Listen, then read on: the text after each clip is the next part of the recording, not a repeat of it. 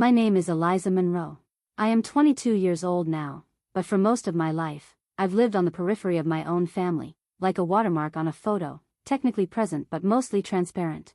And if you've never known what that feels like, then you've never stood in a family Christmas photo smiling next to people who looked everywhere but at you, only to later find out you'd been cropped out of the version they sent to friends. My earliest memory of being invisible wasn't dramatic or violent. It was quiet. I was maybe 6, sitting at the edge of our pristine living room floor while my older siblings, Nathan, Brooke, and Jamie, opened matching backpacks on the first day of school. Mom had arranged them in height order for a photo, beaming with pride. I had a backpack too. It was blue with a tiny paint stain on one corner from when I tried to decorate it myself. But when Mom looked at the photo later, she shook her head and said, "This one isn't framed right. Eliza looks like she's just wandering into the shot. Let's crop it tighter." That was always the story. I was the youngest, the soft-spoken one, the kid who didn't play sports or make loud entrances. In a family obsessed with appearances and achievements, being artistic and shy meant I might as well have been invisible. And in many ways, I was. Dad, a towering figure of discipline and business acumen, measured worth in trophies and GPAs. Mom, an ex-pageant queen turned perfectionist homemaker, considered emotional softness a personal flaw. I tried, for a while. In middle school, I spent weeks preparing a diorama of our solar system for the science fair, meticulously painting each planet, hanging them from thin fishing lines inside a shoebox. I got 3rd place. Brooke, meanwhile, won first in her regional track meet that same weekend and came home to balloons and her favorite cheesecake. No one even asked how my science fair went until days later. "Oh, that's cute, honey," Mom said while flipping through Pottery Barn catalogs. "You've always liked arts and crafts." By the time I reached high school, I had learned the value of fading quietly. I stopped trying to make conversation at the dinner table, because they were always too busy planning Nathan's college visits or Jamie's baseball tournaments. I ate in silence, nodding when spoken to, internalizing the message that I was only noticeable when I inconvenienced someone. I turned 16 without a party, just a store-bought cake with no candles and a $25 Visa gift card signed, "Love, Mom and Dad." Jamie, on the other hand, had gotten a backyard bash with a hired DJ, taco truck, and 24 of his friends dancing under rented string lights. I remember standing at my bedroom window watching it all, the sound of bass thumping through the glass, the smell of grilled carne asada floating through the house like an inside joke I was never invited to laugh at. But it wasn't just birthdays or school. It was every part of life. Holiday cards were a family affair, white sweaters in winter, beige linen in summer. I was always posed at the far end, an afterthought. In one photo from when I was 13, the light hit my face weirdly, making me look washed out. That was the one Mom picked to print. "You're not the focus," she said when I protested. "It's about the whole family. Don't be so sensitive." Sensitive. That was the word they all used when I asked to be included or when I cried because no one noticed I was upset. "You're too sensitive," Dad said when I came home crying after Brooke told her friends I was adopted because no one that dull could be from our gene pool. "You need thicker skin," he'd add, without even looking up from his laptop.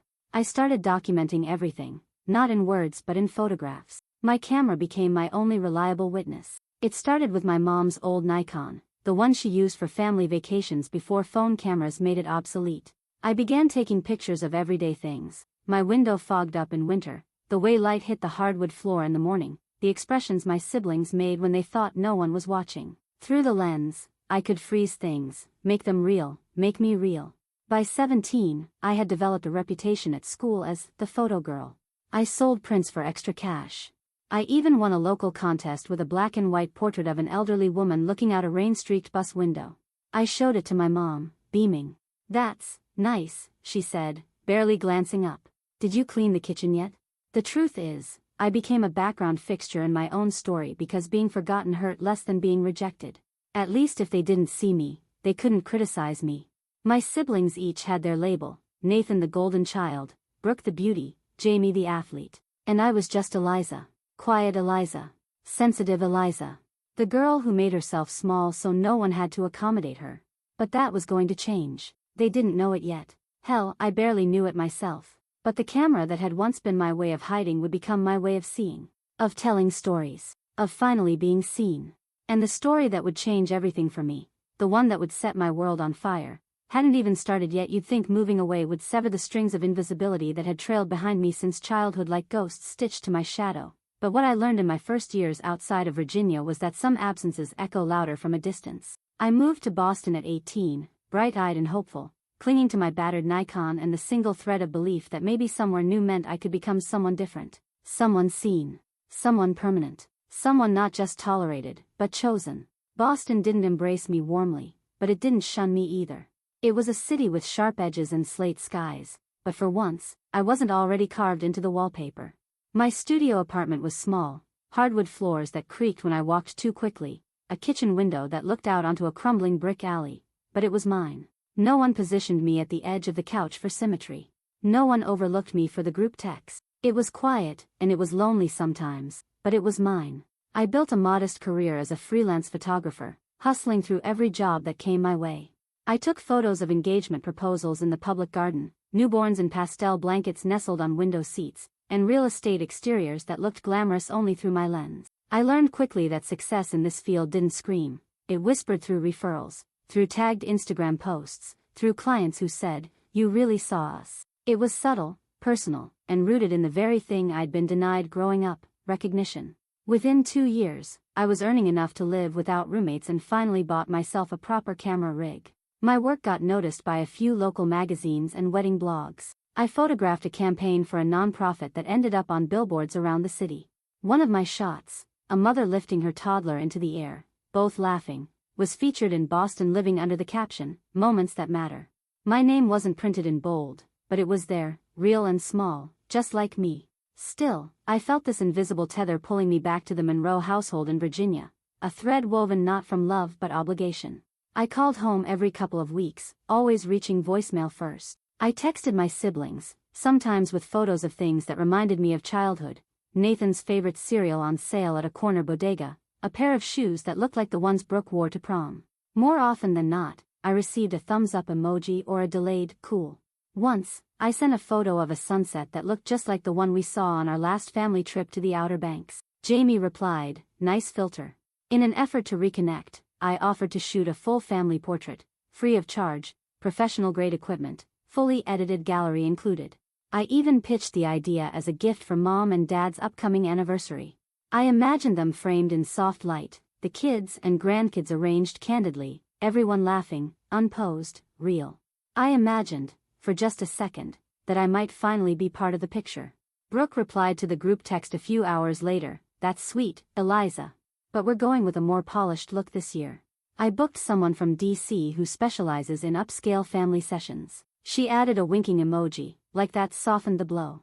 Nathan chimed in, "Yeah, we already scheduled with Jen Tovey. She shot our Christmas card last year. Her editing is next level." No one asked if I wanted to come. That stung more than I wanted to admit. But I nodded at the screen, told myself they were allowed to prefer someone else. I swallowed my pride and sent a polite message back, "Sounds great. Let me know if I can help with the setup." There was no reply. The following month, I saw the photos on Instagram. Perfectly coordinated outfits, golden hour lighting, posed laughter with just enough blur to feel spontaneous. There were 10 shots total. In one of them, I saw the corner of my niece's face duplicated, clearly the result of an editing glitch. The photographer had used composite layering to adjust expressions. In the midst of all that synthetic perfection, I found myself staring at the screen, feeling something sour build behind my ribs. I wasn't just absent from the session.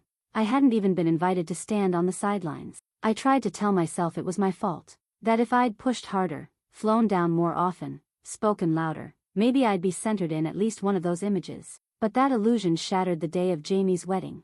It was an autumn afternoon, the leaves in Virginia still clinging to their last hints of gold. I'd been asked, no, volunteered, to be the unofficial photographer for the rehearsal dinner. "Just bring your camera," Jamie had said casually over the phone. "You're so good at this stuff. Why pay someone when we've got you?" I laughed at the time, eager for any reason to be included. So I came. I shot candid moments of our cousins pouring wine, Grandma clapping during the toasts, the flower girl practicing her twirls. I edited late into the night and sent the gallery the next morning. The feedback was lukewarm. "Nice set," Nathan replied. Brooke said, "Love the black and white one of Mom." No one mentioned the dozens of shots I'd captured with careful intention, Dad's rare smile, Jamie and his bride laughing as they whispered in the corner, even Brooke looking soft and human while holding her baby. At the wedding itself, I was asked by the planner to step aside during the formal portraits. "We've got a hired shooter for this part," she said politely. I nodded and retreated, finding my place behind a potted hydrangea. That evening, I scrolled through the reception photos someone had uploaded to the shared family album online. There were albums labeled ceremony, cocktail hour, family dinner, and one called cousins being silly. I clicked through each one, searching without quite knowing what for. I found myself in 3 blurry frames. In one, I was holding the camera. In another, half of my face was visible behind someone else's shoulder. In the last, I was cut off entirely, just an arm in a blue dress reaching across the buffet table. That was my contribution to the visual memory of my brother's wedding. An arm. A blur. A utility. A few weeks later, at a cousin's Christmas party, I stood near the fireplace sipping cider when a woman I didn't know approached me. She was cheerful, in her mid-50s maybe, and complimented a photo framed on the wall behind me. "That one's lovely," she said, pointing to a glossy print of the family gathered in front of a decorated tree. "You must be the photographer." I smiled, expecting the usual questions. What lens I used, if I shot weddings too. But then she said, "The editing is so seamless. You really can't tell anyone was removed." Removed. I blinked, turning to stare at the photo. It was a shot I had taken, actually. I recognized the angle. But in the version printed and displayed, someone had clearly airbrushed the left edge of the frame. My torso had once been there, visible just behind the tree. Now, it was smooth drywall. They'd cropped me out, not even cleanly. That night, something in me hardened. It wasn't a dramatic explosion, not the kind of pain that demands screaming or confrontation. It was quieter, more clinical. A cold click of realization. I went back to my apartment in Boston, poured a glass of water, and opened a new folder on my computer. I labeled it Erased. Inside it, I started dragging screenshots. The family Christmas card where I was cropped at the waist while everyone else stood centered. The rehearsal dinner gallery where I'd uploaded over 70 images and only received a single like. The photo album from Nathan's birthday where my name wasn't even tagged, though I was the one who'd brought the cake. At first, I worried this made me petty, obsessed, bitter. But then I remembered the way Mom used to call me too sensitive whenever I cried, and how that phrase had taught me not to trust my own perception. I wasn't collecting proof to weaponize it. I was collecting proof to validate it. So the next time I looked in the mirror and whispered, "Maybe you're just imagining it," I could point to that folder and say, "No. It's real. You were erased." Sometimes, the worst part of exclusion isn't the absence itself. It's being gaslit by your own family into believing you imagined it. So I gathered my evidence. I didn't share it. I didn't use it. Not yet. But I kept it. Safely. Quietly. And every time they posted a smiling group picture with captions like #FamilyFirst or #BlessedToBeMonroes, I saved a copy. Because deep down, I had a feeling that one day I'd need to remember how long I had been unseen. So when I finally decided to stop being invisible, I would know exactly where to begin. Sometimes, the worst wounds are the ones you try to explain away as paper cuts. Tiny, accidental, barely worth mentioning. But somehow they keep bleeding every time you move. I used to think I was just unlucky in my family's orbit, the dim stars circling louder, brighter siblings. But somewhere in my late 20s, the ache stopped feeling coincidental and started sounding like a message I wasn't supposed to ignore any longer. It began with guilt, the kind that sits just behind your lungs and presses gently whenever you try to exhale fully. I'd stare at my erased folder, watching the years of visual absence pile up, and think maybe I was making too much of this. Maybe I should have visited more, texted more, tried harder to laugh at Dad's dry jokes and compliment Brooke's new haircut even when it looked like it came from a Pinterest board for real estate agents. Maybe if I hadn't been so distant, I'd be in more frames. But the flip side of guilt was clarity, an almost electric sense of recognition, like snapping a photo and watching the image suddenly lock into sharp focus. That clarity usually arrived in moments I hadn't expected. Like standing in the middle of Target, watching a mom giggle with her daughter while they picked out Christmas ornaments, or hearing someone say, "My sister called me crying this morning," and realizing I hadn't spoken to Brooke in 6 months. And not once during that silence had she asked where I'd gone. It was during one of those clarity bursts that I found myself in a small, pale room with soft lighting and a ceramic bowl of peppermints on the side table. Therapy had always seemed like something other people did, people who screamed or sobbed or had names for their pain. I didn't have names. I just had a folder full of screenshots and a lingering sadness that sometimes made it hard to breathe. Dr. Marin was soft-spoken but unflinching, the kind of woman who could hold eye contact for minutes without it feeling like a challenge. During our second session, I told her about the family slideshow. Uncle Ray had passed away, a heart attack while trimming his hedges in late September. It was sudden and sharp, like most things in the Monroe family, and the funeral was held within a week in our small-town Virginia church with the thick green carpet and stained glass windows that cast little shards of color across the pews. I hadn't planned to go, but something in me, maybe obligation, maybe morbid curiosity, dragged me back home. Brooke was in charge of the slideshow, naturally. She'd always been the organizer, the people person, the one who volunteered for leadership roles and made Pinterest boards for birthday dinners. As I sat in the back row, watching the slideshow flicker across the screen at the front of the chapel, I waited to see myself. After all, Uncle Ray had been at my high school graduation, at 2 of my birthdays, and at least one Thanksgiving where I'd made the mashed potatoes that everyone complimented. But frame after frame passed. There were pictures of Brooke on the swings at age 10, Jamie holding a fish with Uncle Ray at a lake I didn't recognize, Nathan wearing a ridiculous tie at some corporate event. There was even a picture of my dad sitting with Ray and laughing over beers. But not one of me. I don't mean I was blurry or cut out or standing in the corner. I mean I wasn't there. Not once. It was as if I had never existed in Ray's life at all. As if I'd been invited to these moments only in theory. After the service, as people hugged and sniffled and shuffled to the reception hall, my mother found me near the coat rack. She wore her usual polished smile, the kind that held even when she wasn't pleased. "You looked tired during the slideshow," she said, smoothing her scarf. "You should have sent some photos if you wanted to be included." I blinked, stunned. "You think I wasn't in the slideshow because I didn't submit photos?" She gave that shrug she used when she didn't want to seem cruel but also didn't want to be responsible. "Brooke put it together last minute. We all thought you might not make it." "I was at every Thanksgiving for the last 10 years, I said quietly. "Ray was at my college graduation. He took that candid shot of me with the camera. I sent it in a thank you card."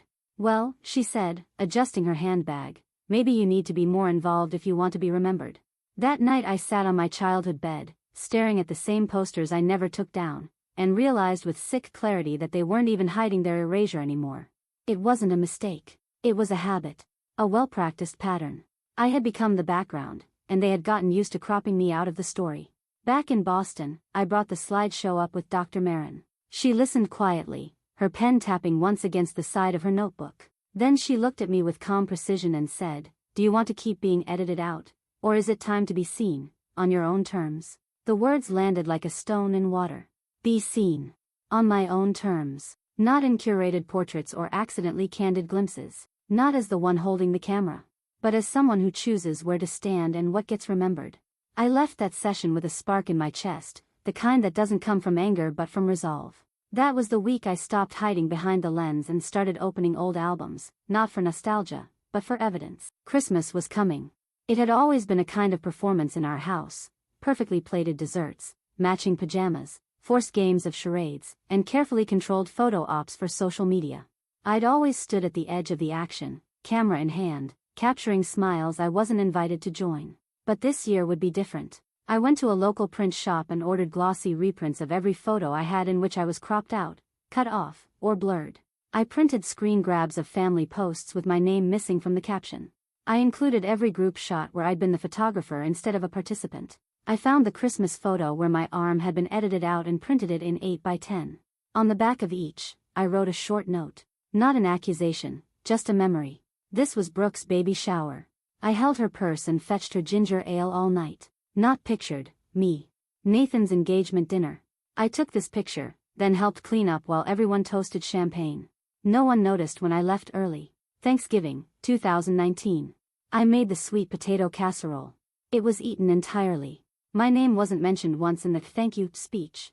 I wrote each caption in my best script and compiled them into a scrapbook, thick, leather-bound, with black backing pages. I titled it in bold white pen, "My Life Cropped Out." It wasn't an attack. It was a truth. And I intended to bring it to Christmas dinner. I didn't tell anyone I was coming. I booked my flight and arrived the night before, staying at a small Airbnb near the neighborhood I used to bike through as a kid. I spent the evening rereading the captions, smoothing each page like they were sacred documents. Because in a way, they were. They were the only record I had that I was there, that I had existed beside them, even when they refused to look. The Monroe Christmas dinner was always held at my parents' home. The same 2-story colonial with the white porch swing and the black shutters that Dad insisted on repainting every 3 years. As I stepped inside, the smell of cinnamon rolls and pine hit me like a punch of memory. Brooke was already taking selfies in front of the tree. Jamie and Nathan were arguing over fantasy football. My parents stood near the kitchen island, wine glasses in hand, orchestrating everything like generals at a dinner theater. No one noticed me right away. That was fitting. But when I stepped into the dining room and laid the scrapbook in the center of the table, the air shifted. "What's this?" Mom asked, arching a perfectly waxed brow. I didn't answer immediately. I waited until everyone was seated, until the room quieted enough to hear the ticking of the wall clock. Then I said, "I made something. It's a collection of memories, from my perspective." Jamie flipped it open first. His face tensed. Brooke leaned in, her expression tightening with each page. Nathan turned red around the ears. Dad said nothing. He just stared. "I'm not here to fight," I said, my voice even. "I'm just here to be seen. You can read it now or later. But you don't get to say I wasn't there anymore." I stood. I wasn't shaking. This isn't revenge. It's a record. And with that, I picked up my coat and walked out into the December night. If there's a single smell that can slice through a person's memory like a photograph torn straight down the middle, it's the scent of clove-studded ham mixed with cinnamon pine cones and that artificial vanilla plug-in my mother insists makes the house smell like holiday warmth. As I stepped through the front door of my parents' home on Christmas Eve, the smell hit me so forcefully I could have sworn it carried the voices of Christmases past, the ones where I stood just outside the camera's reach, smiling as if I belonged. No one noticed when I walked in, not at first. Brooke was already performing, holding court near the Christmas tree with her usual grace, chin tilted, makeup flawless, children styled like catalog mannequins. Jamie and Nathan stood shoulder to shoulder by the drink table, laughing about some joke I hadn't been around to hear. The house looked exactly as it always did during the holidays, perfect, deliberate, curated down to the ribbon color on each gift. The only difference was me. This time, I had come with intention. Tucked into my shoulder bag were 20 neatly bound copies of my handmade scrapbook. Each one was wrapped in simple brown paper and sealed with twine, like a gift of truth wrapped in softness. I had printed them at a local shop that did wedding albums, paid extra for thick matte paper and a linen cover in ash gray. The title embossed on the front in soft silver letters read simply, "My Life Cropped Out." The gift exchange went as expected, gratingly familiar, overly polite, drenched in faux excitement. Brooke gave Mom a new crystal vase. Nathan handed out custom bourbon glasses with everyone's initials. Jamie gave Dad a framed photo of the boys on a golf trip I hadn't known they took. I smiled, nodded, clapped at the right times. I waited. Then, as the paper scraps settled and the laughter began to dull, I stood. "Could I have 10 minutes? I asked, my voice calm, almost gentle. A few heads turned, mildly surprised. Some paused, mid-sip, mid-laugh, mid-eye roll. I reached into my bag and slowly pulled out the stacks of books. One by one, I placed a copy in front of each family member, parents first, then siblings, then cousins, then aunts and uncles who had seen me at every reunion and still somehow never asked where I'd gone. Mom blinked. "Is this a photo album?" she asked, her hand hovering over the package as if touching it might set it off. "In a way," I said. "It's a collection of memories. I made it for you. For all of you. I just want you to see." The silence that followed was not hostile, it was far worse. It was cautious. Everyone stared down at the wrapped albums, unsure if they were being gifted nostalgia or confrontation. Dad cleared his throat but said nothing. Brooke already had her copy half unwrapped. She was the first to open it. The first page held a Christmas photo from 3 years ago. Everyone in matching red flannel, standing in front of the tree. My face was cut at the very edge, only my ear and a sliver of shoulder visible. Next to the photo, I'd written in small, elegant script, "Christmas, 2019. I was there. I took the group shot timer photo, but no one noticed my placement. I stood quietly, cropped by accident, or maybe by habit. Jamie turned to the next page. It showed a wedding photo from his own ceremony. The angle was beautiful, golden light bathing the group in glow. The groomsmen were lined up, the bride beaming, and at the far right, my arm, caught mid-wave, cut off mid-movement. Jamie's wedding, 2021. I flew in after 3 back-to-back photography gigs. I stayed at a motel to save you space. You asked me to bring my camera. I did. This is the only evidence I existed that weekend. The air began to shift, slow at first, then more noticeably. One aunt gasped softly as she reached a page showing a childhood birthday party. I was holding the cake in the background, smiling at the candlelight while everyone else faced forward. The caption read, "Eliza's 10th birthday." I made my own banner out of old wrapping paper. Brooke helped frost the cake. I was moved out of the shot so Brooke and the twins could get a better angle. Nathan closed his book halfway through. Okay, what is this supposed to be, he said, tone clipped, a defense already rising. Mom's hands trembled slightly as she flipped a page. Her face paled. The cousins were quieter. Flipping pages slowly, they looked up only once or twice, mostly in confusion, some in shame. I'm not asking for a fight, I said softly. I just wanted to be seen. Not centered, not celebrated, just seen. I've spent years behind the camera, behind the curtain, behind the people you choose to frame. And that's okay. I don't need to be the star. But I needed you to know that I was there. Mom's voice broke the silence, cracking like ice. Why would you do this now? Eliza, this is cruel. It's Christmas. Why would you try to ruin a holiday with guilt? I met her eyes and felt the familiar sting of being blamed for simply pointing at the wound. I'm not ruining Christmas, I said, slowly, measured. I'm revealing a truth that's been quietly unraveling me for over 2 decades. You could have just said something privately, she replied, voice rising. This is humiliation. You're making us feel like villains. I've tried saying something, I replied, still calm. But every time I did, you called me sensitive, dramatic, emotional, jealous. So I documented it instead. Brooke snapped her book closed. So this is about attention, she said. Because we didn't repost your birthday photos or invite you to be in one group shot? It's not about a photo, I said. It's about the pattern. It's about being erased so thoroughly that even when I was physically present, I was still invisible. Jamie finally spoke, his voice quieter than expected. She's right. All heads turned. Jamie swallowed and looked down at his copy. I never realized how much we left her out until now. I guess I always assumed she liked being behind the camera. But looking at this, God, Eliza, I'm sorry. Some of these are hard to look at. My eyes stung, but I didn't cry.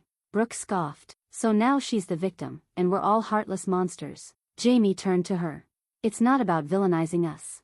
It's about acknowledging what we did. Even by accident. Especially by accident. Nathan stood. I think this is ridiculous, he muttered. Families mess up. People get cropped. It doesn't mean it's some big conspiracy. Honestly, Eliza, this feels like a guilt trip dressed in aesthetics. I'm not looking for guilt, I said. I'm asking for awareness. Dad cleared his throat again. I didn't realize how many times we let you stand outside the frame. That's not nothing.